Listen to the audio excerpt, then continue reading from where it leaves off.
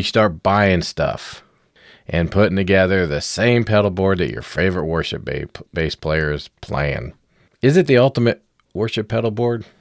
Is it even necessary? You can spend a ton of money. I mean, let's look at some of these. All right, and these are some things that are on most of the worship pedal boards you find online. So you've got your direct boxes and your preamps. You've got the almighty Aguilar tone hammer, $300. The Rupert Neve direct box, which I will say I've used those and they do sound good, $299. The Ready Tube DI, that's that big red brick one.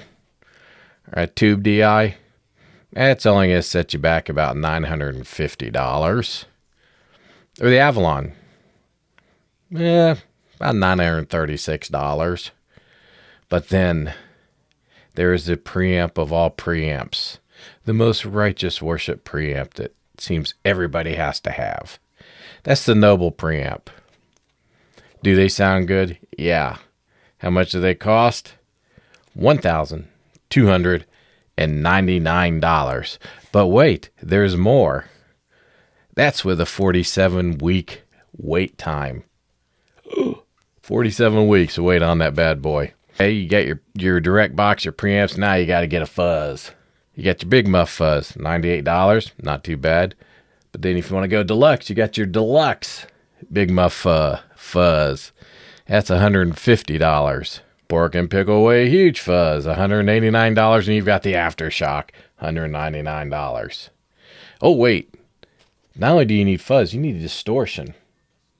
Or is that distortion on top of fuzz? Or is that fuzz and distortion? Or fuzz over distortion?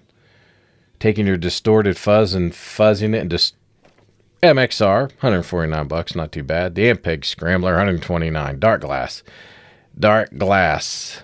Alpha Omicron, $229. You want to go up to the Alpha Omega, $449. And then the Micro Tubes, $229. Oh, but you know what? You got to take that fuzz, or then you need an octave. Got to get that synth sound. Well, we got the almighty OC2, and I forgot to look up the price. Sorry. But then you've got the OC5, $149. The MXR Deluxe, $169. The MXR sub-octave bass fuzz, if you want to do sub-bass, low, octave, and fuzz, $199. EBS Octabass, $229. And, or you can add in the HX Stomp that's got everything, but let's not forget what's going to be on the front end. That's the compressor. And listen, if you don't have this compressor, you might want to check and see if you're really saved. What true worship bass player would not be found dead without their Cali 76 compressor? It's only $369. That is a lot of money and a lot of stuff. But is it necessary?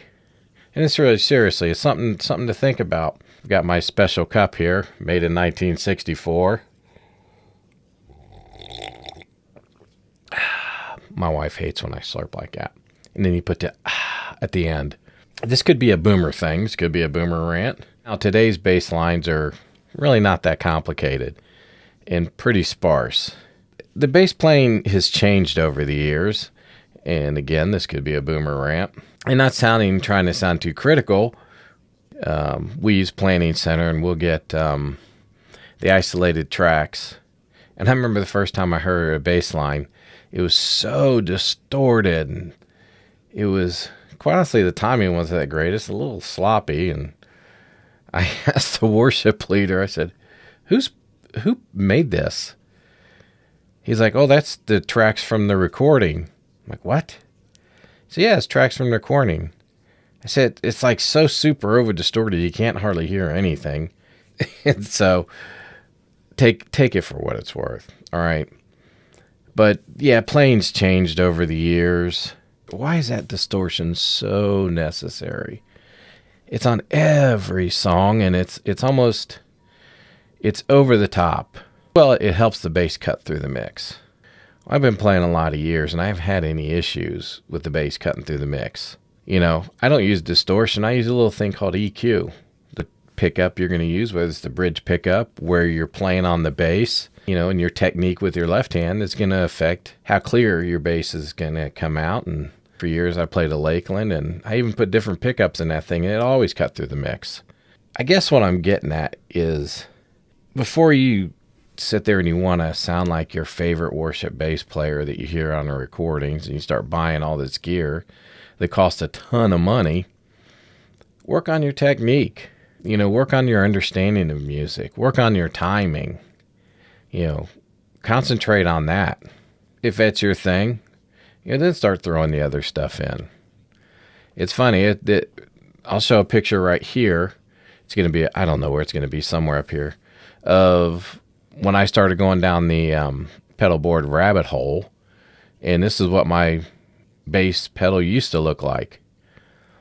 And then little by little, it's this. I keep taking things off of it, you know, and it's getting more and more sparse. And I'm even looking, going, how can I maybe eliminate this and just use the amp modeler, or the cabinet modeler there, the IR. You know, I'm back down to compression and a tuner and a preamp. So before you spend all that money, just ask yourself, am I just doing this because this is what you're supposed to do as a worship bass player, is have these pedal boards with all this synth on it and sub-octave on it? You know, because quite honestly, if you don't have that, are people not going to be able to worship? Are the songs not going to sound good because you don't have that pedal board? They're not going to sound good if you don't know the songs, if you have bad timing.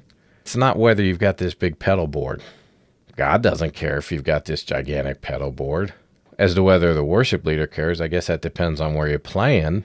The important thing is the music and having fun. You gotta have fun. Do you need that ultimate worship pedal board? All I gotta say is serve well and have fun.